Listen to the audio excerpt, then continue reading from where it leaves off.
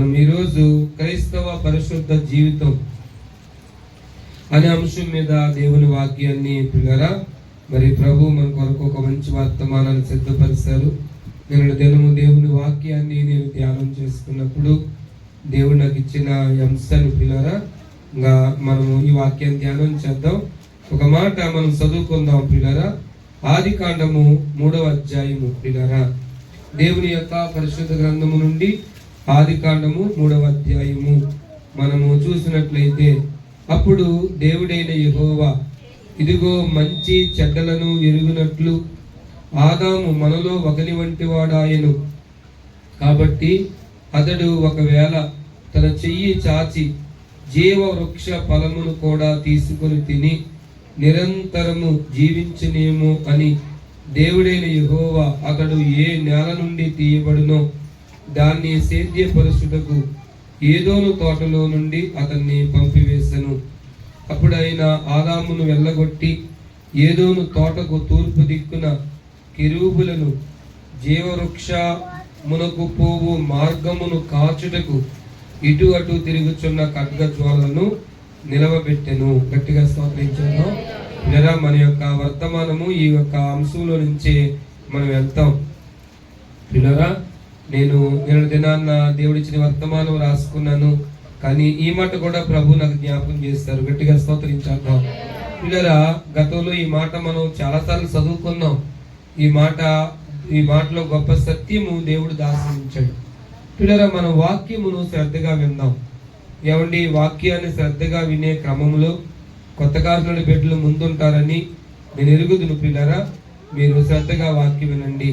అప్పుడు దేవుడైన యెహోవా ఇదిగో మంచి చెడ్డలను ఎరుగునట్లు ఆదాము మనలో ఒకని వంటి వాడాయను అన్నాడు. ఏమండి, ఇక్కడ మనలో ఒకటి వంటి వాడాయను మన అనే వచనాన్ని ఇక్కడ పిల్లరా మరి ఈ యొక్క మాటను మోషే గారు రాశారు. ఏమండి, మన అనే మాట బహువచనము. దేవుడు ఒక్కడే అక్కడ లేడు, దేవునితో పాటు ఇంకా ఎవరున్నారు అనే ప్రశ్న మన మనసుకు వస్తే మన రక్షకుడైన ప్రభు ఉన్నాడు అక్కడ, యేసుక్రీస్తు వారు. మనం నడిపిస్తున్న పరిశుద్ధాత్మ దేవుడు కూడా తండ్రి అయిన దేవుడి దగ్గర ఉన్నట్లుగా మనకు అర్థమవుతుంది పిల్లరా. ఏమండి, ఈ రోజున తండ్రి కుమార పరిశుద్ధాత్మ అనే ఈ యొక్క అంశం మీద చాలా మంది కన్ఫ్యూజన్ లో ఉంటారు. ఏమండి, అందులో ఎంత మాత్రము కన్ఫ్యూజ్ లేదండి.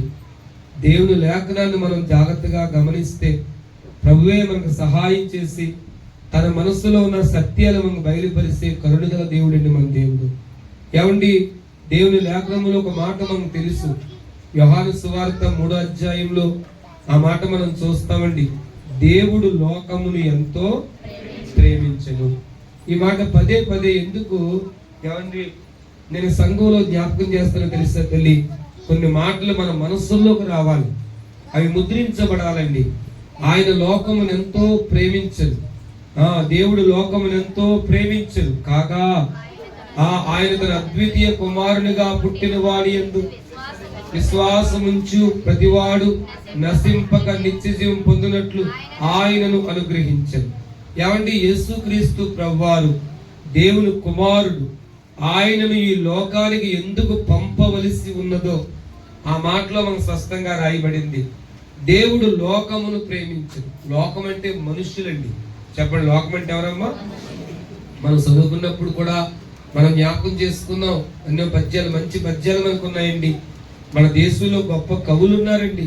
వాళ్ళందరూ మహనీయులు పిల్లారా. దేశం అంటే మట్టి కాదోయ్, దేశం అంటే మనుషులోయ్ అన్నారు. సత్యం చెప్పారు. దేశం అంటే మట్టి కాదండి, భూమి మాత్రమే కాదు, మనుష్యులను దేశం అన్నారు. లోకం అంటే మనుషులు. దేవుడు లోకమునెంతో ప్రేమించడు. లోకంలో చెట్లు పుట్టలు కాదు, మనుషులను ఆయన ప్రేమించాడు. స్తోత్రం చేద్దాం. ఎందుకు ప్రేమించాడు పిల్లారా? ఆయనే చేశాడు కాబట్టి. ఎందుకు తన కుమారుని పంపవలసి వచ్చింది? ఆయన ప్రేమ మన రమ్మని పిలిచింది. ఆయన పరిశుద్ధత మనల్ని త్రోసివేసింది. ఎందుకనగా మనిషి యొక్క హృదయము పాపముతో నిండి ఉంది పిల్లరా. ఏమండి, ఆదికాండంలో కూడా ప్రభు అంటాడు, ఏమండి, నరుల యొక్క హృదయపు ఆలోచన ఎల్లప్పుడూ చెడదన్నాడండి. 6వ అధ్యాయము చూడండి 3వ వచనము. అప్పుడు యెహోవా నా ఆత్మ నరులతో ఎల్లప్పుడూ వాదించును, వారు తమ అక్రమ విషయంలో నరమాత్రులై ఉన్నారు, అయినను వారి దినములు ఏమండి చూడండి 5వ వచనం. నరుల చెడుతనం భూమి మీద గొప్పదనియు, వారి హృదయం యొక్క తలంపులను ఊహంతో ఎల్లప్పుడూ కేవలం చెడ్డదని యెహోవా చూచి తాను భూమి మీద నరులను చేసినందుకు యెహోవా సంతాపము నుండి తన హృదయములో నొచ్చుకున్నాడు. ఏమండి, మనిషిని ప్రేమించిన దేవుడు చేసిన మనుషులను చేసిన దేవుడు మనిషి ఎలా ఉండాలో తన మనసులో ఆశించడు గాని దేవుడు ఉండమన్నట్టుగా మనిషి ఉండలేదు. అమ్మ వినాల తల్లి వాక్యం. ఏమండి, దేవుడు ఉండమన్నట్టుగా మనిషి ఉండలేదు. ఎవడని ఎంత గొప్ప దేవుడు తెలుసండి. నిన్ను ఆయన అర్థం చేసుకున్నట్లుగా ఈ లోకంలో ఎవ్వరూ అర్థం చేసుకోలేదు. ఎవడు నిన్ను బాగుగా అర్థం చేసుకొని నీకు సహాయం చేయవాడు ఆయన ఒక్కడేనండి. ఏమండి, నీ పాపమును బట్టి మనుషులు చెడుగా మాట్లాడుకోవడం లోకంలో ఆ పద్ధతి మనం చూస్తాం. కానీ నీ పాపములో కూడా నీ కనికరము చూపే దేవుడైనా, వాత్సల్యత చూపే దేవుడండి. ఇక మీద పాపం చేయొద్దని చెప్పి గడిచిన కాలంలో చేసిన పాపములను కడిగివేసి తన బిడ్డలుగా మార్చే కరుణ గలవాడైనా స్తోత్రం చేద్దాం. ఎవడని ప్రేమ ఎంత వరకు వచ్చాడంటే తన కుమారుణ్ణి అప్పగించేంత వరకు. ఇప్పుడు ఆ మనిషి పాపంలో ఉన్న మనిషి ఎలా బయటికి రాగలడంటే ఆ నీతిమంతుని విశ్వాసించడం వలన మనం నీతిమంతులుగా మార్చబడుతున్నాం. రోమా పత్రికలో పౌలు గారు స్పష్టంగా మాట్లాడాడు. ఈ రోజు నీకు నాకు కలిగిన గొప్ప భాగ్యం ఏంటో తెలుసండి. ప్రభువునందు విశ్వసించడం వలన మనం నీతిమంతులుగా మార్చబడ్డాం. స్తోత్రం చేద్దాం. అందుకే ఆ నీతిమంతుడు ఈ లోకానికి వచ్చి పాపంగా మారిపోయాడు, శ్రమల పాలైపోయాడు, నీ కొరకు నా కొరకు ప్రాణం పెట్టాడు ఆయన.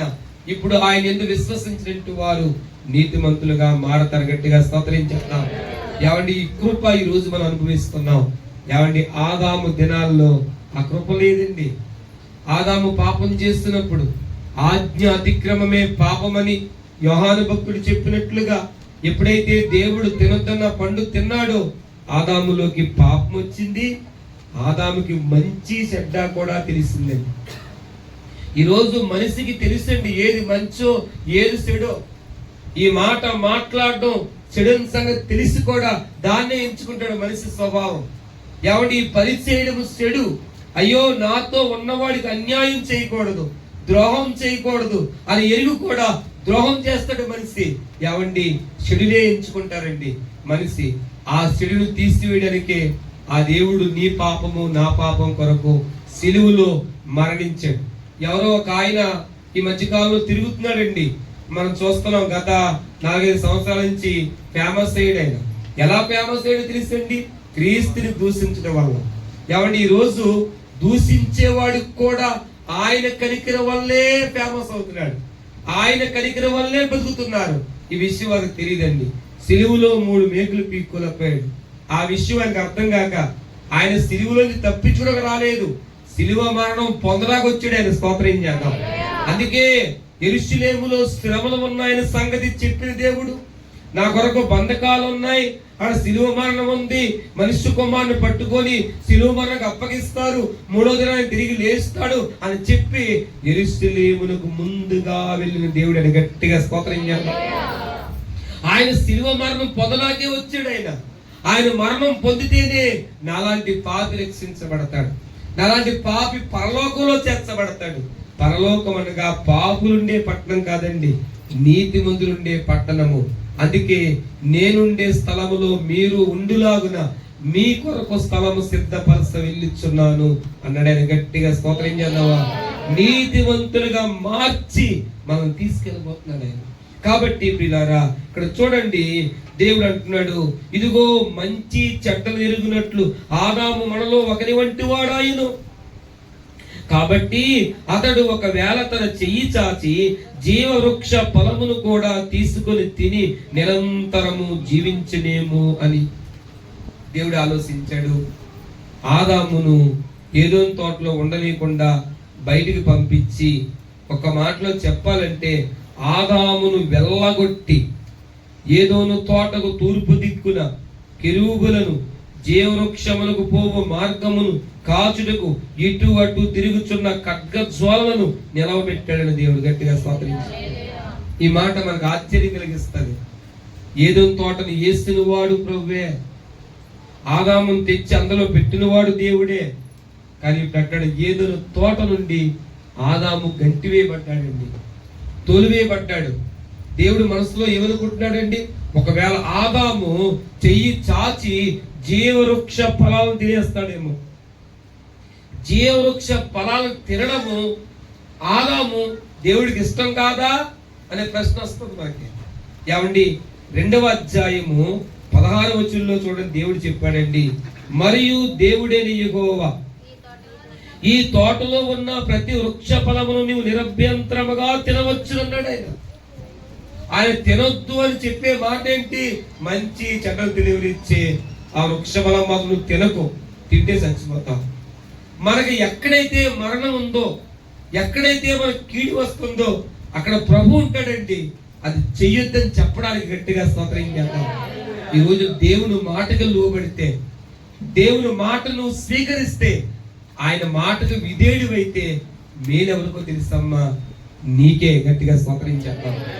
ఆయన మాట వినడం వల్ల మనకు జీవం వస్తుంది. ఆయన మాట వినడం వల్ల మన కుటుంబాలు బాగుంటాయి, మన బిడ్డల బ్రతుకులు బాగుంటాయండి. ఎన్నో పర్యాయములు అపవాది నా ముందు పాపపు ద్వారాలు తెరిచాడండి. అప్పుడు నాకు జ్ఞాపకం వచ్చింది ఎవరో తెలుసండి పిల్లారా. ఏమండి, నా భార్య నాకు జ్ఞాపకం రాలేదండి, నా బిడ్డలు నాకు జ్ఞాపకం వచ్చారు. నా బిడ్డల జీవితాలు పాడైపోకుండా ఉండాలంటే నేను నా దేవుని ముందు నమ్మకంగా జీవించాలనే మాట నా మనస్సులోకి దేవుడు తెచ్చాడు. అప్పుడే ఆ పాపమును దాటి నేను వెళ్ళిపోయాను. గట్టిగా స్తోత్రం చేస్తాను. ఏమండి, ఈ రోజు నీ కుటుంబపు దీవెన నీ చేతుల్లో పెట్టాడు దేవుడు. నీ యొక్క బిడ్డల భవిష్యత్తును దేవుడు నీ చేతులకు అప్పగించాడండి. నువ్వు దేవుడి ఎదుట ఎంత నమ్మకంగా జీవిస్తావో, ఎంత నమ్మకంగా నువ్వు బతకడానికి మనసు కట్టుకుంటావో అంత దీవెన నీ బిడ్డలకు దేవుడు అనుగ్రహిస్తాడు. 2వ అధ్యాయము 16వ వచనములో ఆదాముతో అంటున్నాడు దేవుడు, నిరభ్యంతరంగా తినవచ్చు, జీవవృక్ష ఫలం తినొచ్చు ఆదామా, నీకు నచ్చిన ఫలం తినొచ్చు, నువ్వు తినకూడదు ఒకటే, అది తిన్నావా నీకు మరణం వస్తుంది అన్నాడు. 16వ వచనములో 2వ అధ్యాయం 16వ వచనంలో తినమన్నాడు. 3వ అధ్యాయము 22 నుంచి 24 వరకు ఈ 3 వచనాలు చదువుకుంటే ఆదాము తినేస్తాడేమో, తినకూడదని బయటికి పంపించాడు. ఏంటి కారణము? ఈ ప్రశ్న మన మనసుకు వస్తుందండి. ఇంత ముందు కూడా మీకు నేను జ్ఞాపకం చేస్తాను. 2వ అధ్యాయము 16వ వచనములో ఆదాము దేవుడు ఆశించినట్లుగా నీతిమంతుడిగా ఉన్నాడు. స్తోత్రం చేద్దాం. ఆదాము పాపము లేనివాడిగా ఉన్నాడండి. ఒక మనిషి పాపము లేనివాడిగా జీవవృక్ష ఫలమును తింటే నిరంతరము జీవిస్తాడు. 3వ అధ్యాయము 22, 23, 24 వచనాలకు వచ్చేసరికి ఆదాము పాపము గలవాడిగా కనిపిస్తున్నాడు. పాపము గలవాడిగా ఆ జీవవృక్ష ఫలాన్ని తింటే ఆదాము పాపములోనే నిరంతరము జీవిస్తాడు. జీవవృక్ష ఫలము యొక్క గుణము, తత్వం ఏంటో తెలుసా? మరణం లేకుండా నేను బ్రతికిస్తుంది, మరణం రాకుండా నీకు చేస్తుంది. ఏమండి, 16వ వచనము 2వ అధ్యాయం 16వ వచనములో తినమన్నా దేవుడు ఆశించాడు. పరిశుద్ధుడిగా ఆదాము తినుంటే తన బ్రతుకాలం అంతా పరిశుద్ధుడిగానే మరణం లేకుండా దేవుడితో పాటు జీవిస్తాడండి. ఏమండి, ఇప్పుడు తినుంటే పాపంలోనే అతడు దేవుడు లేకుండా జీవిస్తాడు. ఒక మనిషి పాపములో నిరంతరము బ్రతకడము దేవుడికి ఇష్టం కాదు. గట్టిగా స్తోత్రం చేద్దాం. మారాలండి. ఈరోజు మార్పు చెందాలి. ఎక్కడ కఠినమైపోతున్నావో, ఎక్కడ దేవుడు దుఃఖ పెడుతున్నావో, ఎక్కడ గర్విస్తున్నావో, ఈరోజు గర్వించిన వారు ఎలాగ మారిపోతున్నారండి. ఏమండి, ఈరోజు చాలా మందికి కాస్త డబ్బులు కాపాడితే వాళ్ళు పట్టుకోలేవండి. వాళ్ళ మనసు మారిపోతాయి. ఏమంటే వారి ఆలోచనలు మారిపోతాయి. అటువంటి వారిని చూసినప్పుడు వీరింత బలహీనులా. ఏమండి, ఈరోజు ఛాలెంజ్ చేసి చెప్తున్నాను నేను, లోకాకు దేవుడు 5 కోట్లు ఇచ్చినా ఇలాగే ఉంటాడు. గట్టిగా స్తోత్రం. మీరు రాసుకోండి ప్రియులారా, నేను గర్వించనండి. నేను అహంకారిగా మారను. నేను నా బ్రతుకు కాలం అంతా ఎలాగ బ్రతుకుతాను? ఎందుకో తెలుసండి, నాకు తెలుసు ఘనత ఇచ్చేది దేవుడు మాత్రమే. గట్టిగా స్తోత్రం చేద్దాం. ఏమండి, ఈ రోజున మనిషి మారిపోవడం చూస్తున్నాం మనం. వారి ఆలోచనలు మారిపోతాయి, వారి తలంపులు మారిపోతాయి. ఏమండి, ఈ రోజున దేవుడు ఆశిస్తున్నాడు, పిల్లారా, నీవు ఆయన ముందు నమ్మకముగా జీవించాలి. గట్టిగా స్తోత్రించాలి. ఏమండి, పరిశుద్ధముగా బ్రతకాలి, మనం పరిశుద్ధుడిగా జీవించాలి మనము. ఏమండి, పాపము లేని వారిగా బ్రతకాలనే ఆయన సిలువ మరణానికి వెళ్ళాడు. పిల్లరా, ఈ మాటలు మనం చాలా మాటలు మనం చూసాం. ఏమండి, ఎందుకు ఆయన సిలువ మరణాన్ని అనుభవించాడో చూడండి పిల్లరా. దేవుని యొక్క పరిశుద్ధ గ్రంథము నుండి గలతీయులకు రాసిన పత్రిక, ఈ మాటలు చూద్దామండి. గలతీయులకు రాసిన పత్రికలో మనం చూసినట్లయితే పిల్లరా, మొదటి అధ్యాయము పిల్లరా చూడండి, 4వ వచనాన్ని నేను చదువుతా ఉన్నాను. మన తండ్రి అయిన దేవుని చిత్త ప్రకారము క్రీస్తు మనలను ప్రస్తుతపు దుష్ట కాలములో నుండి విమోచింపవలెనని తన్ను తాను అప్పగించుకున్నాడు. గట్టిగా స్తోత్రించాం. దుష్ట కాలములో నుండి నిన్ను వేరు చేయడానికి ఆయన నిన్ను నీ కొరకు అప్పగించుకున్నాడు. ఏమండి, దుష్ట కాలములో నుండి నిన్ను నన్ను వేరుపరచడానికండి, పరిశుద్ధంగా బ్రతకడానికి. చాలా మంచి మాటలు రాయబడి ఉన్నాయి. ఎఫెసీయులకు రాసిన పత్రిక 5వ అధ్యాయము 2వ వచనంలో అంటాడు, క్రీస్తు మిమ్మల్ని ప్రేమించి పరిమళ వాసనగా ఉండుట కొరకై తన్ను తాను అప్పగించుకున్నాడు. స్తోత్రించాం. దుష్ట కాలంలోంచి వేరుపరిచాడు, అందుకు సిలువకి ఎక్కాడు ఆయన. నువ్వు పరిమళ వాసనగా ఉండడం కొరకు ఆయన్నే అప్పగించేసుకున్నాడండి. ఈ రోజు పిల్లరా, ఎన్ని అవమానాలు పొందాడండి ఆయన. ఏమండి, ఎంత కన్నీళ్ళు కార్చాడు, ఎంత బాధ అనుభవించాడు పిల్లరా. ఏమండి, మనము గుడ్ ఫ్రైడే రోజున ఆయన సిలువను ధ్యానిస్తాం. బలారానికి వెళ్ళినప్పుడు ఆయన మరణాన్ని మనం జ్ఞాపం చేసుకుంటాం. నిజంగా నీ కొరకు నా కొరకు ఎన్ని శ్రమల గుండా వెళ్ళాడు ఆయన, నిన్ను పరిశుద్ధుడిగా మార్చడానికి. గట్టిగా స్తోత్రించాలి. ఏమండి, ఈ రోజున గమనించాలి, పరిశుద్ధమైన జీవితం లేకుండా నువ్వు ప్రభుని ఆరాధించలేవు, ప్రభుని స్తుతించలేవండి, ప్రభుని ఘనపరచలేవు, నీ ఆరాధనకి ఇష్టంగా మారుతావు. ఈరోజు మన హృదయములో పాపము ఉంచుకొని దేవుడిని మనం సంతోషపరచలేమన్న సత్యాన్ని మనం స్పష్టంగా గమనించాలి. చూడండి, 93వ కీర్తనలోకి మనం వద్దాం పిల్లారా. దేవుని యొక్క పరిశుద్ధ గ్రంథము నుండి 93వ కీర్తన మనం జ్ఞాపకం చేసుకుందామండి. 93వ కీర్తనలోకి మనం వద్దాం పిల్లారా. 93వ కీర్తన 5వ వచనములో, నీ శాసనములు ఎన్నడూ తప్పుపోవు, యెహోవా ఎన్నటెన్నటికి పరిశుద్ధతయే నీ మందిరమునకు అనుకూలము. ఆయన శాసనాలు తప్పుపోవండి. ఆకాశము భూమి తల్లకిందులైపోయినా ఆయన మాటలు తప్పుపోవండి. ఈరోజు దేవుడికి ఏమి ఇచ్చాడో నువ్వు జ్ఞాపం చేసుకోవాలని మాట. ఆయన మాట కోసము పెందలకడని లేచి వెళ్ళేవారంటే ప్రజలు.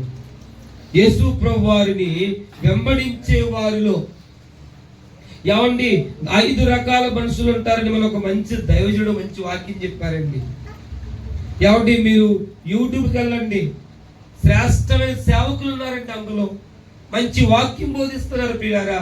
ఈ రోజున మనకు టైం లేదండి వాక్యం విన్నాకే. ఈరోజు దేవుని కొరకు కనిపెట్టడానికి టైం లేదు, దేవునితో గడపడానికి టైం లేదండి. అసలు ఆత్మీయ నడవిడి కంటే ఏంటో మర్చిపోతున్నారు ఈరోజు చాలా మంది. ఏమండి, ఆదివారం ఒక్కరోజు మాత్రమే జ్ఞాపకం చేసుకుంటే నీ ఆత్మీయ జీవితం అది సరిపోదని మా బాల్యదలో బోధించేవారండి సేవకులు. ఆదివారం ఒక్కరోజు సరిపోదు, ఆదివారం ఆరాధన వారం ఒకసారి చర్చిలో ఉంటుంది, కుటుంబారాధన ప్రతిరోజు ఇంట్లో ఉండాలి అని చెప్పేవారు. ఎక్కడ కోట ఉండాడికి వెళ్ళిపోయే వాళ్ళమండి నడుచుకుంటూ ఆ రోజుల్లో. ఏమండి, రామకృష్ణరావుపేటలో కోట అంటే పరుగు వెళ్ళిపోయే వాళ్ళు, మేము మిలిటరీ రోడ్లో కోట అంటే వెళ్ళిపోయే వాళ్ళం. ఈరోజు ఎంత సౌకర్యం ఇచ్చినా దేవుడు పక్కనే కోట అంటే ఆ కోటాన్ని లక్ష్య పెట్టకుండా ఇంటిలో ఉండిపోయే వారిని బట్టి ఆ దేవుడు సంతోషిస్తాడమ్మా. ఏమండి, గుడారగుంట్లో మీటింగ్లు అంటే కొత్తగా బిడ్డలు రాలేకపోతున్నారు. కొత్తగానాడులో మీటింగ్స్ అంటే గుడారగుంట్లో ఉన్న సంఘపు వారు రాలేకపోతున్నారు. పిల్లరా, ఏంటి దుర్భరము? పిల్లరా, దేవుని కోసం నడిసే మనస్సు లేదు ఈరోజు చాలా మందికి. దేవుని కోసం పరిగెత్తే మనస్సు లేదండి. దేవుని కోసం పనిచేసే మనస్సు లేదు ఈ రోజున. సంపద నాది, నా కుటుంబం, నా డబ్బు, ఏం చేసుకుంటావు అమ్మా? దేవుడు లేకుండా ఎంత సంపాదించినా అది నీకు సంతోషాన్ని ఇవ్వదన్న విషయాన్ని నువ్వు గమనించాలి. ఉదయకాల సమయంలో గట్టిగా స్తోత్రించాలి. నీ శాసనములు ఎన్నటను తప్పుపోవన్నాడండి. పిల్లరా, 119వ కీర్తనాకారుడు చెప్పిన మాట మీరు జ్ఞాపం చేసుకోండి. 49వ వచనం నేను చదువుతా ఉన్నాను. 119వ కీర్తన 49వ వచనాన్ని చూడండి. నీ సేవకునికి దయచేయబడిన మాట జ్ఞాపకము చేసుకొనుము, దాని వల్ల నీవు నాకు నిరీక్షణ పుట్టించి ఉన్నావు. నీ వాక్యము నన్ను బ్రతికించి ఉన్నది, నా బాధల్లో ఇదే నాకు నెమ్మది కలిగించుచున్నది. గర్విష్ఠులు నన్ను మిగిల అపహాసించిరి, అయినను నీ ధర్మశాస్త్రం నుండి నేను తొలగి ఉన్నాను. గట్టిగా స్తోత్రించాను. ఏమండి, ఎంత వాదార్పు నొందుతున్నాడమ్మా సేవకుడు. 119వ కీర్తన రాసిన భక్తుడు. ఏమండి, నీ సేవకునికి దయచేయబడిన మాట జ్ఞాపకము చేసుకొనుము, దాని వల్ల నాకు నిరీక్షణ పుట్టించి ఉన్నావు. ఏమంటే దేవుడు ఎలా మాట్లాడతాడు తల్లితో? దర్శనం ద్వారా మాట్లాడవచ్చు, వాక్యం ద్వారా మాట్లాడతాడండి. దేవుడు నీతో ఏం మాట్లాడుతున్నాడు? ఆ మాట నీ మనసులో ఎప్పుడు ఉంటుందో తెలుసా? ఆయన మాట మీద నువ్వు ఆశ పెట్టుకున్నప్పుడు. గట్టిగా స్తోత్రించాలి. ఆకాశము భూమి తల్లకింతలైపోయినా ఆయన మాటలు పిల్లరా మారిపోవండి. ఆయన మాటలు పిల్లరా ఏవండి మారిపోయే మాటలు కాదు. అందుకే నీ శాసనములు ఎన్నడూ తప్పుపోవు అంటాడండి. దేవుని వాక్యము కొరకు ఆసున్న పెట్టి ఈ రోజున గమనించాలి. దేవుడు నీతో మాట్లాడుతున్న ఆ సందర్భంలో నీ హృదయం తెరవబడిందా? దేవుని వాక్యం చేత పట్టబడ్డావా? ఏ మాట అయితే నీ హృదయంలో దేవుడు ముద్రించాడో, నువ్వు దాచుకున్నావో, అది నెరవేర్చే దేవుడు అని గట్టిగా స్తోత్రించాలి. ఏమండి, ఈరోజు దేవుని యొక్క చిత్తము మన జీవితంలో నెరవేరాలంటే పరిశుద్ధమైన జీవితం మనకు ఉండాలి. అదే అన్నాడండి, యెహోవా ఎన్నటెన్నటికి పరిశుద్ధతయే నీ మందిరానికి అనుకూలము. పరిశుద్ధత లేకుండా నువ్వు ఆరాధించలేవండి. పరిశుద్ధత లేకుండా ప్రభు నువ్వు చేరుకోలేవు. ఎప్పటికీ కూడా పరిశుద్ధమైన జీవితం మనకు కలిగి ఉండే కృప ఈ రోజు క్రైస్తవ లోకానికి దేవుడు ఇచ్చాడండి. గట్టిగా స్తోత్రించాలి. ఏమండి, ప్రభు యొక్క బల యుద్ధకి వెళ్తాం మనం, ఆయన కృపాసంతకి మనం వెళ్తామండి. జ్ఞాపం చేసుకుంటాం మనం, ప్రభా నా మాట ద్వారా నీకు దుఃఖం కలిగించానయ్యా అని జ్ఞాపం చేసుకొని, ఎక్కడ నా ప్రభువు నేను దుఃఖ పెట్టానో నేను ఒప్పుకుంటానండి. నా ప్రభు ఎదుట ఒప్పుకుంటాను. ఆయన కనికర సంపన్నుడు కనుక నా పాపములు కడిగి వేస్తాడు ఆయన. ఏమండి, చాలా మంది అనుకోవచ్చండి ఓ ప్రశ్న, ప్రభువా ఏమండి పాస్టర్ గారు విశ్వసించినప్పుడు నీతిమంతులుగా మార్చబడతామని చెప్పారు కదా, మరలా కడుక్కొని ఏంటి?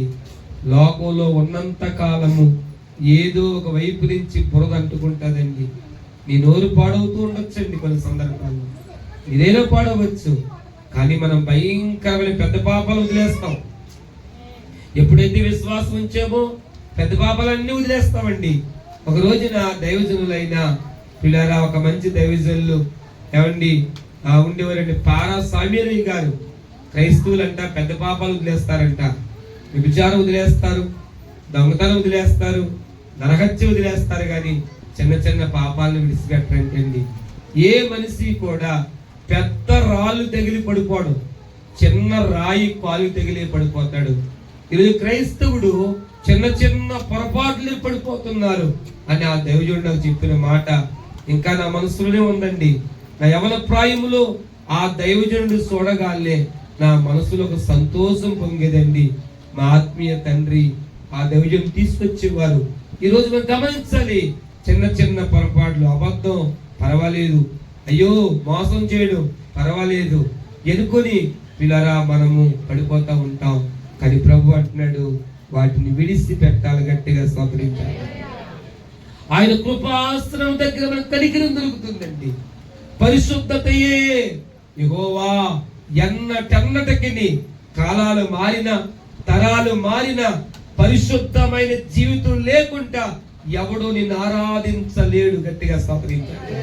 ఏమండి, దేవుని యొక్క పరిశుద్ధ గ్రంథము నుండి మీరు చూడండి పిల్లారా, చూడండి హెబ్రీయులకు రాసిన పత్రిక మనము దేవుని వాక్యములో నుంచి దేవుని బిడ్డలారా మనం చూసినట్లయితే 12వ అధ్యాయములో అంటాడు పిల్లారా, చూడండి 14వ వచనము, అందరితో సమాధానమును పరిశుద్ధతయు కలిగి ఉండుటకు ప్రయత్నించుడి. పరిశుద్ధత లేకుండా ఎవడును ప్రభువును చూడడు.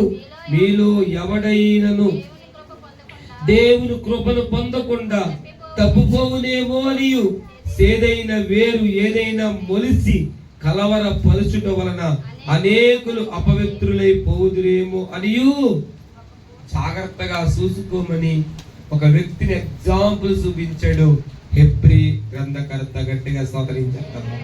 ఏమండి, క్రైస్తవుడు ఎలా ఉండాలి? సాధ్యమైనంత వరకు అందరితో సమాధానముగా. ఏమండి, సమాధానం వెతికి దాన్ని వెంటాడమన్నాడు. దేవుని బిడ్డలు వెంటాడతాడు, కానీ కొంతమందితో ఎప్పటికీ సమాధానం రాదు. ఏమండి, కొంతమంది దుర్మార్గమైన మనుషులు ఉంటారండి. ఏమండి ఏమండి అటువంటి వారితో నీకు సమాధానం ఎప్పటికీ రాదు. ఇక్కడ దేవుడు అది చెప్పట్లేదు. ఏమండి, అందరితో సంఘములో ఉన్నట్టు వారితో సమాధానం ఉండాలి. స్తోత్రించాలి. ఏమండి, పక్క వారితో సమాధానం కలిగి ఉండడానికి ప్రయత్నం చేయాలి. ఏమండి, శత్రువులు లేకుండా పోయారా? ప్రతి మనిషికి శత్రువులు ఉంటారండి, కానీ శత్రువు ఆకలితో నీ ఇంటికి వస్తే భోజనం పెట్టమని చెప్పిన దేవుడు మన దేవుడు. స్తోత్రం చేద్దాం. ఏమండి, అందరితో సమాధానమును పరిశుద్ధతయు కలిగి ఉండడానికి ప్రయత్నించండి.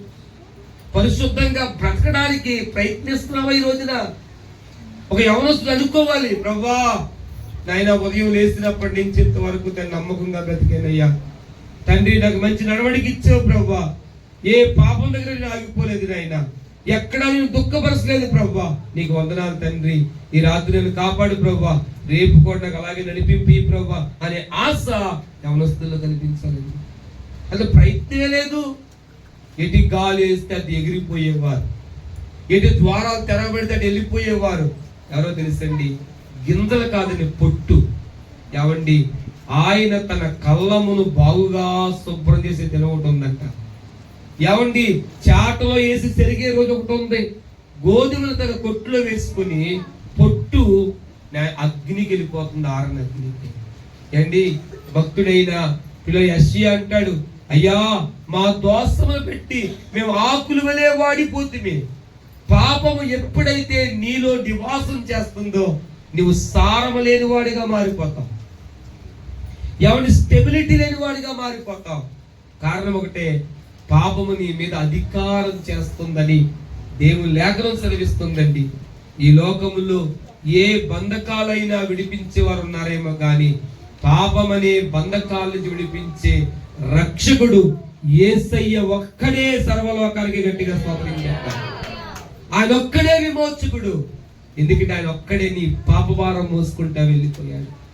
ఆయన ఒక్కడే ఈ పాపభారం అంతా మోసి శిలువలో ప్రాణం పెట్టాడు. భక్తుడని యోహాను అంటారు, ఇదిగో లోక పాపమును మోసుకొని పోవు దేవుని గొర్రె పిల్ల. గట్టిగా స్తోత్రించాలి. బాప్తిసమిచ్చే యోహాను ఆ మాట చెప్పినప్పుడు ఎవరిని ఎంత సంతోషంగా ఉంటుందో మనకి. కాబట్టి ప్రియులారా, పరిశుద్ధత లేకుండా ఎవడనూ ప్రభువును చూడలేడండి. ఈరోజు పరిశుద్ధమైన జీవితం కలిగి ఉంటే ఒకరోజు ప్రభువును చూస్తాం.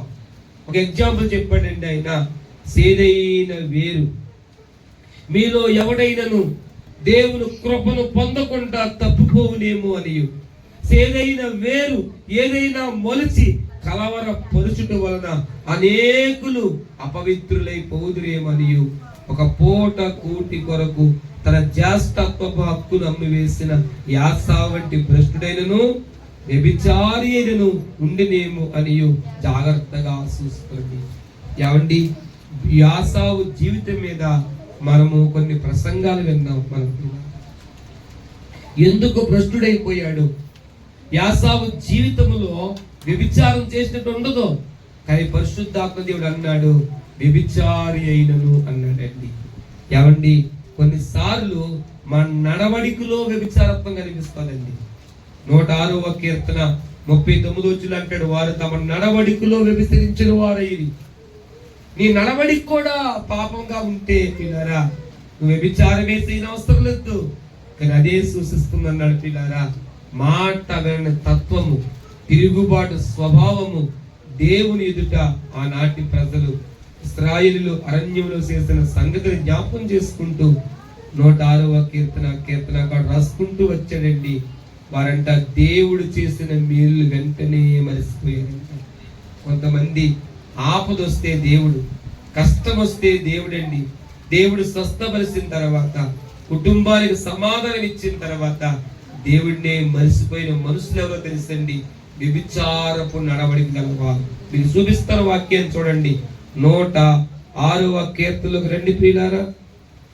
39వ వచనాన్ని మీరు చూసినట్లయితే చదువు తల్లి ఏమన్నాడమ్మా? తమ క్రియల వలన వారు అపవిత్రులైరి, తమ నడవడిలో వ్యభిచరించిన వారయ్యి. నడవడిక బాగుందా ఈరోజు దేవుని ఎదుట? దేవుడికి ఇష్టమైన నడవడిక నడుస్తున్నావా? దేవుడికి ఇష్టమైన మాటలే మాట్లాడుతున్నావా? ఏమండి, ఈరోజు మనకు మనమే పరీక్షించుకుంటేనే మనకు తెలుస్తుంది. ఈరోజు గొప్ప కృప ఏంటో తెలుసా? ఒప్పుకుంటే కడిగేసి దేవుడు మనకున్నాడని గట్టిగా ఆ కృప మనకుంది. ఈ రోజున ఆ కృప క్రైస్తవ లోకానికి ఇచ్చాడు, నమ్మిన వారికి ఇచ్చాడు ఆయన. ఎవడైనా నా ఎద్దకి వచ్చినట్టు వారిని ఎంత మాత్రము త్రోసివేయను. గట్టిగా స్తోత్రించాలి. ఆ కృపగల దేవుడు కనికరాన్ని మనం జ్ఞాపకం చేసుకోవాలి. దేవుని బిడ్డలారా, చూడండి, కొరింథీయులకు రాసిన 2వ పత్రిక, దేవుని యొక్క పరిశుద్ధ గ్రంథము నుండి కొరింథీయులకు రాసిన 2వ పత్రిక, దేవుని బిడ్డలారా, 1వ అధ్యాయంలోకి మీరు రండి పిల్లారా. అక్కడ చూడండి, భక్తుడైన పౌలు గారు కొరింథీ సంఘానికి మేము రాసుకుంటూ వచ్చిన ఈ మాట మనం చూద్దాం. ఏమండి, 1వ అధ్యాయము 12వ వచనాన్ని నేను చదువుతా ఉన్నానమ్మా, మీరు జ్ఞాపకం చేసుకోండి. మా అతిశయమేదనగా లౌకిక జ్ఞానం అనుసరింపక దేవుడు అనుగ్రహించు పరిశుద్ధతతోను నిష్కపటముతోను దేవుని కృపనే అనుసరించి లోకములో నడుచుకుంటేమనియు విశేషముగా మీ ఎడలను నడుచుకుంటేమనియు మా సాక్ష్యమిచ్చుటియే. మీరు చదువుకొని పూర్తిగా గ్రహించిన సంగతి తప్ప మరేమీ మీకు రాయట్లేదు. కడవరకు వీటిని ఒప్పుకొందిరని నిరీక్షించుచున్నాము. మరియు మన ప్రభువైన యేసు యొక్క దినమందు మీరు మాకెలాగో అలాగే మీకును అతిశయ కారణమై ఉందమని మీరు కొంత మట్టుకు మమ్మను ఒప్పుకొని ఉన్నారు. ఎవరిని 1వ పత్రిక రాస్తాడు, 2వ పత్రిక కూడా రాస్తాడు. నా సంఘానికి, కొరింథీ సంఘానికి 4 పత్రికలు రాశాడంట పౌలు గారు. ఏమండి, 3వ పత్రిక, ఏమండి 2వ పత్రిక మిస్ అయిపోయింది. 1వ పత్రిక 4వ పత్రిక మనకు దొరికిందని భక్తులైన జ్ఞానోదయ గారు తన పుస్తకంలో రాశారండి. గట్టిగా స్తోత్రించేద్దాం. పిల్లలు, అది కొన్ని మాటలు మనకు భిన్నంగా కనిపిస్తాయి. ఏమండి, పరిశుద్ధమైన నడవడిక మీ ముందు నేను కనుపరుస్తానని చెప్తున్నాడు భక్తుని పౌలు గారు. ఏమండి, వాక్యం విన్న వారితో కూడా మీరును అలాంటి నడవడికే నడవండి. గట్టిగా స్తోత్రించేద్దాం. ఏమండి, ఈ రోజున సంఘానికి ఏదో గొప్ప బోధ అవసరం లేదండి. దేవుడికి ఇష్టమైన నడవడికుండే బోధ చాలు, నేను పరలోకం తీసుకెళ్ళ. గట్టిగా స్తోత్రించాలి. ఇది మనకి ఏం కావాలి తల్లి? ప్రభువుకి ఇష్టమైన నడవడుకుంటే సరిపోదా? ఆయనకి ఇష్టలుగా బతికితే సరిపోదా? ఏమండి, ఆ కనికరి కలిగిన దేవుడిచ్చే కృప మనల్ని ఈ రోజుని గనులుగా మార్చింది లోకంలో. గట్టిగా స్తోత్రించాలి. నడవడికను చూస్తున్నాడమ్మా నీ దేవుడు, నీ ప్రవర్తన చూస్తున్నాడు ఈ దేవుడు. పరిశుద్ధమైన జీవితాన్ని నీకు ఇచ్చి మరలా నువ్వు బ్రతకమని చెప్పే కరుణగల దేవుడు ఆయన. 6వ అధ్యాయము ఒక మంచి మాట ఉంది చూడండి ప్రియులారా. కొరింథీయులకు రాసిన 2వ పత్రిక 6వ అధ్యాయము 14వ వచనంలో అంటాడు, మీరు అవిశ్వాసులతో జోడిగా ఉండబడి అని చెప్పుకుంటూ వచ్చాడు పిల్లారా. పలారోజు చూడండి, దేవుని ఆలయమునకును విగ్రహమునకు పొందిక ఏంటి అంటూ మనము జీవము గల దేవుని ఆలయమై ఉన్నాము. అందుకు దేవుడు ఎలాగ సెలవిస్తున్నాడు, నేను వారిలో నివసించి సంచరింతును, నేను వారి దేవుడే ఉండును, వారు నా ప్రజలై ఉందురు, కావున మీరు వారి మధ్య నుండి బయలు వెడలండి. గట్టిగా స్తోత్రించాలి. దేవుడిని ఏర్పాటు చేసుకొని తన ప్రజగా చేసుకున్నాడు నిన్ను నన్ను కూడా, మనలో జీవించడానికి. అందుకే మీరు దేవుని ఆలయమే ఉన్నారని మీరు ఎరగరా? ఆలయం అంటే ఏంట్రా తల్లి? ఉండే స్థలము. గట్టిగా స్తోత్రించాలి. నీ దేహముతో దేవుడిని ఆరాధించాలి. నీ యొక్క మనస్సు పవిత్రంగా ఉంటే నీవే దేవుడు ఆలయము. నేనే దేవుడు ఆలయము. ఆయన ఉంటాడు, నేను వారిలో నివసించి సంచరించును. దేవుడు నీలో ఉంటే నీ ద్వారా ఆయన లోకంతో మాట్లాడతాడు. గట్టిగా స్తోత్రించాలి. అందుకే దైవజనులను దీయాలు ముడిగా అన్నారంట.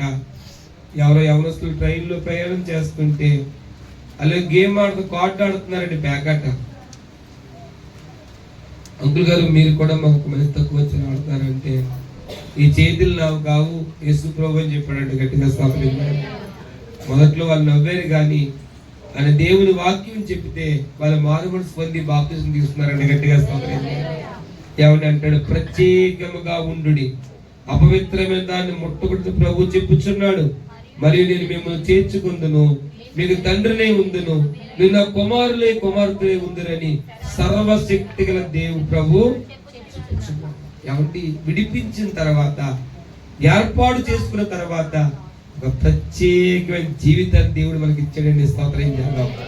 అదే మనం కాపాడుకోవాలండి. ఆయన ఇచ్చిన పరిశుద్ధమైన బ్రతుకు. మీ దీపములు ఆరిపోనివ్వకండి, మీ నడుములు కట్టుకోండి, మెలుగు గలవారిగా ఉండండి అని హెచ్చరించే బోధలన్నీ కూడా నిన్ను నన్ను సిద్ధపరుస్తూ ఉంటాయి. గట్టిగా స్తోత్రం చేద్దాం. ప్రియులారా, పరిశుద్ధత లేకుండా ఎవడును ప్రభుని చూడలేడు. ఆఖరి మాటలు చూద్దామండి. తెస్సలోనికీయులకు రాసిన పత్రిక, దేవుని బిడ్డలారా, మొదటి పత్రిక, తెస్సలోనికీయులకు రాసిన మొదటి పత్రిక 3వ అధ్యాయము. దేవుని బిడ్డలారా చూడండి, నేను చదువుతా ఉన్నాను ప్రియులారా.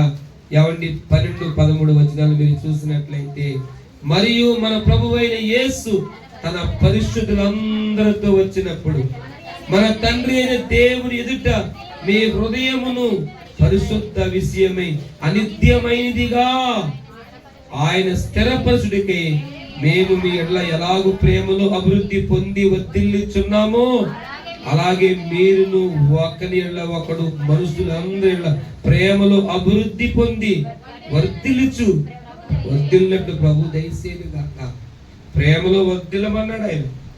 వాళ్ళ ఇంట్లో కూటం ఉంటే నేను వెళ్ళండి, వాళ్ళ గుమ్మం నేను తొక్కనండి, వాళ్ళ ఇంటికి నేను రానండి. ఇవా వర్ధిల్లమంటే? ఏమా ఇదేనా దేవుడు చెప్పింది నీకు? ప్రేమలో వర్ధిల్లమంటున్నాడు ఆయన. ఒక రోజు ఆయన పరిశుద్ధులను తీసుకుని వస్తాడు. గట్టిగా స్తోత్రం చేద్దాం. ఆ పరిశుద్ధులు పిల్లారా మనం సజీవులుగా ఉండగా వస్తే ఆయన తీసుకుని భక్తులు మనం చూస్తాం. స్తోత్రం చేద్దాం. ఏమండి, యేసయ్య గారు రాసిన పాట మనల్ని ఎంతో బలపరుస్తుంది. ఏమండి, ఎవరు సమీపించలేని తేజస్సులో నివసించు నా యేసయ్యా, నీ మహిమను కలంకిత పరిశుద్ధులు నా కంటపడగానే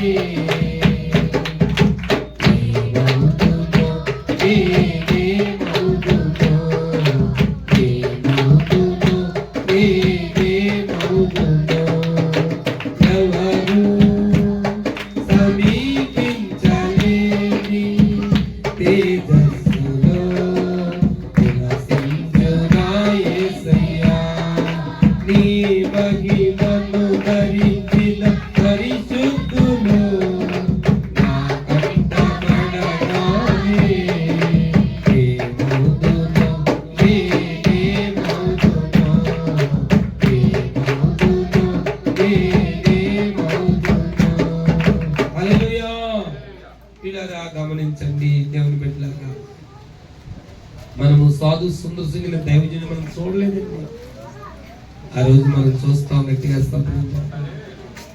పిల్లరా, పరిశుద్ధులు తీసుకొస్తుంది ఆ రోజున. అంతవరకు ఎలా ఉండమన్నా మనల్ని ప్రేమలో వర్తిల్లి సంఘములో పరిశుద్ధమైన జీవితం కలిగి నీ ప్రేమ సహోదరులు కనిపించాలండి. అది తగ్గింపుతోనే సాధ్యము పిల్లరా. ఆఖరి మాట మనం చూద్దాం పిల్లరా. పేతురు రాసిన మాట పత్రిక, భక్తులైన పేతురు గారు రాసిన మాట పత్రిక. దేవుని బిడ్డలారా మీరు చూడండి, 1వ అధ్యాయము. దేవుని బిడ్డలారా అంటాడు 13వ వచనంలో, కాబట్టి మీ మనస్సు నడుము కట్టుకొని నిబ్బరమైన బుద్ధి గల వారై యేసు క్రీస్తు ప్రత్యక్షమైనప్పుడు మీకు తేబడు కృప విషయమై సంపూర్ణ నిరీక్షణ కలిగి ఉండుడి. నేను పరిశుద్ధుడే ఉన్నాను కనుక మీరును పరిశుద్ధులే ఉండుడని రాయబడి ఉన్నది కాగా మీరు విధేయులకు పిల్లలై మీ పూర్వపు అజ్ఞాన దశలో మీకుండిన ఆశలను అనుసరించి ప్రవర్తింపక మిమ్మల్ని పిలిచిన వాడు పరిశుద్ధులే ఉన్న ప్రకారము మీరును సమస్త ప్రవర్తన యందు పరిశుద్ధులై ఉండండి. గట్టిగా స్తోత్రించండి. ఆయన ఒక రోజున వస్తాడండి, నీ కొరకు కృప తెస్తున్న పిల్లారా. బహుమానం తెచ్చే దేవుడైనా అలాంటి కృపలో మనం ఉన్నాం. ఈ రోజున అంతవరకు మనం పరిశుద్ధమైన జీవితం కలిగి ఉండాలి. ప్రభు నడిపిస్తున్న మార్గంలో నడవాలి. ఏమండి, మనల్ని కాపాడుకోవడానికి శక్తినిచ్చేది ప్రార్థనా జీవితం ఒకటే. గట్టిగా స్తోత్రించాలి. చాలా మాటలు ఉన్నాయి పిల్లరా, ఇంత మట్టుకు చాలు. దేవుడి మాటలు దీవించును గాక. ఆమేన్. తల్ల వంచుదాం, ప్రార్థన చేసుకుందామండి. మహాగణుడా, పరిశుద్ధుడా, ప్రేమ నమ్మకం కలిగిన మా తండ్రి, ఇంతవరకు మీరు మాతో మాట్లాడి నడిపించినందుకు మీకు వేలాది వందనాలు నాయనా. నీ కృపలో బలపరుస్తుంది. పరిశుద్ధత లేకుండా ఎవడును ప్రభును చూడలేడని అయ్యా నీ లేఖనం సెలవిస్తుంది. నిన్ను చూసే కన్నులు మాకు ఇవ్వండి, నిన్ను చూసే బ్రతుకు మాకు ఇవ్వండి దేవా. సమరయ మార్గానికి నడిచి వెళ్ళిన పాదములను రోజు మేము చూడాలి స్వామి. నా ప్రక్కను చూడమని తోమాతో చెప్పిన ఆ కనికరిగిన దేవుడిని మేము చూడాలి ఒక రోజున, మా రక్షకుడిని. అయ్యా నీ కృప మాకు ఇచ్చావు తండ్రి, నీ కొందనాలు. మా మీద ఏలుబడి చేస్తున్న ప్రతి బలహీనత నుండి విడిపించు దేవా. మా చెయ్యి పట్టుకొని నడిపించండి, సంఘాన్ని బలపరచండి, నీ వెలుగులో స్థిరపరచమని అందరికీ బోధించి నీ సేవకుడు భ్రష్టుడు కాకుండా కాపాడండి. యేసునామమున అడుగుచున్నాము తండ్రి, ఆమేన్. అందరము లేచి నిలబడదాం.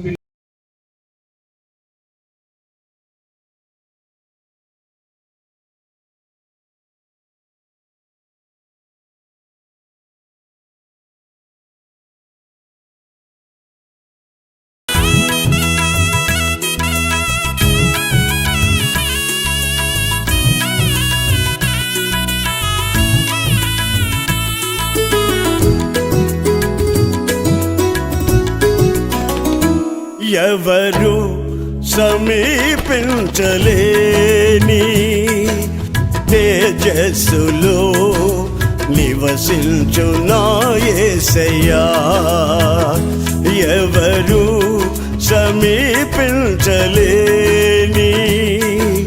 తేజస్సులో నివసించు నా యేసయ్యా. నీ మహిమను ధరించిన పరిశుద్ధులు నా కంటబడగానే, నీ మహిమను ధరించిన పరిశుద్ధులు నా కంటబడగానే